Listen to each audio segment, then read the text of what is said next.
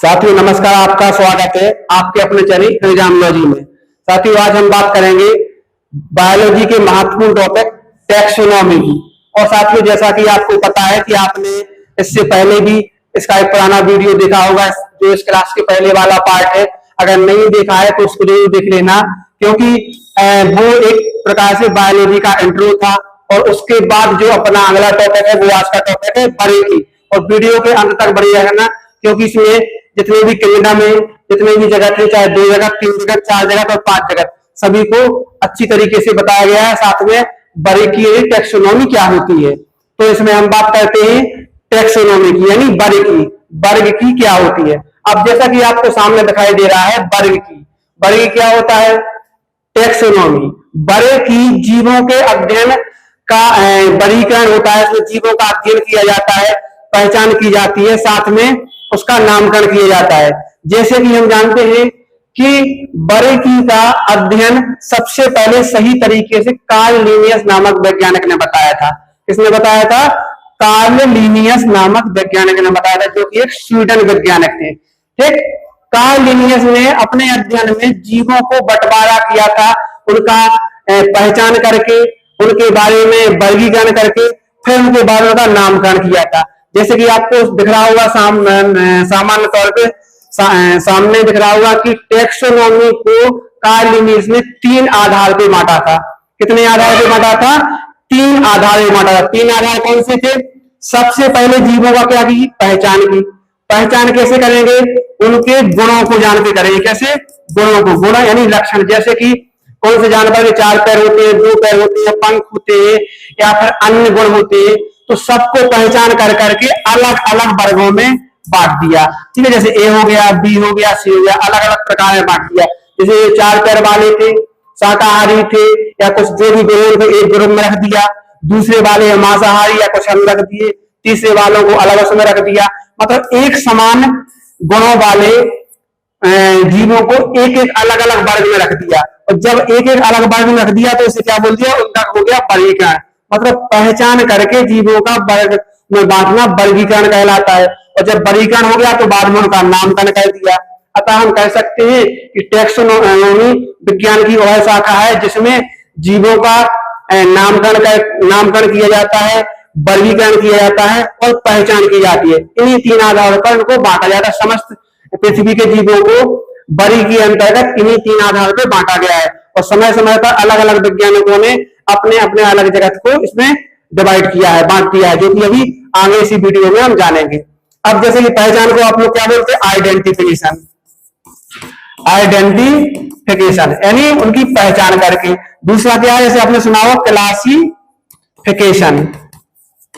ठीक, वर्गीकरण क्या बोलते हैं? क्लासिफिकेशन। और नामकरण क्या बोलते हैं? नोमेनक्लेचर। नोमेनक्लेचर। अब जैसे कि हम जान लें कार्ल लिनियस क्या कौन है? कार्ल लिनियस को वर्गीकी का जनक कहा जाता है। क्या कहा जाता है? वर्गीकी का जनक कहा जाता है। यानी वर्गीकी क्या है? वर्गीकी का जनक कहा जाता है। किसे कहा जाता है? कार्ल लिनियस को, जो कि स्वीडन वैज्ञानिक थे। ठीक, तो अब आगे बढ़ते हैं।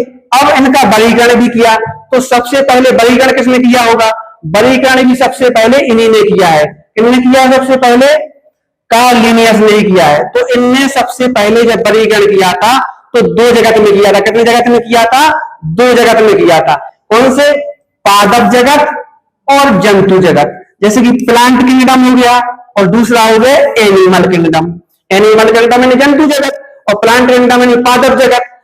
अब इनने जो क्या नाम अपना वर्गीकरण दिया था, इसको 2 जगत वर्गीकरण कहते हैं। ठीक, क्या कहते हैं? 2 जगत वर्गीकरण यानी 2 किंगडम क्लासिफिकेशन। अब होता क्या है इसमें? इन्होंने जीवों को, कुछ जीवों को पादप जगत में रख दिया, कुछ को जंतु जगत में रख दिया।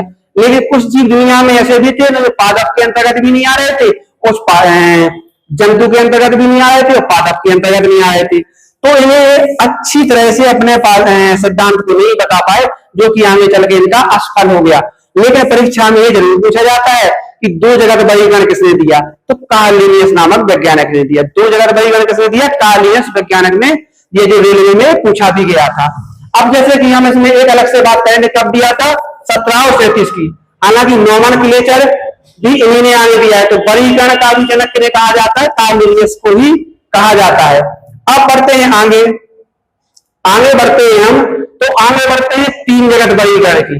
अब 3 जगत 3 किंगडम क्लासिफिकेशन की बात करते हैं।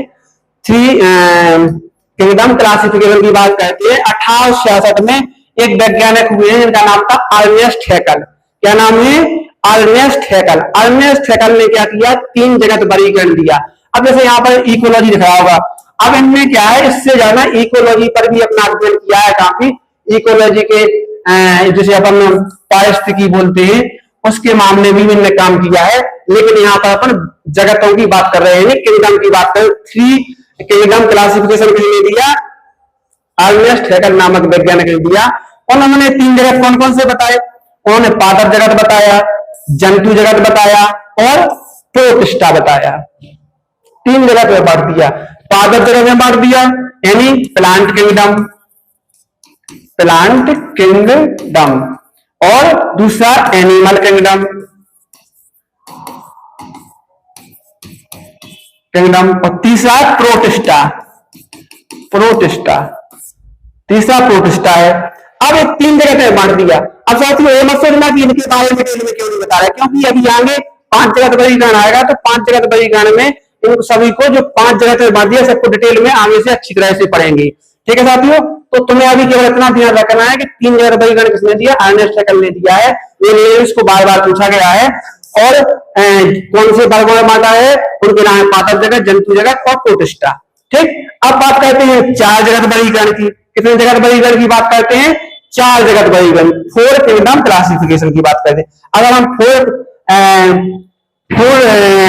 किंगडम क्लासिफिकेशन की बात करें, 4 जगत वर्गीकरण की अगर हम बात करते हैं, तो हर्बर्ट कॉपलैंड ने दिया। किसने दिया?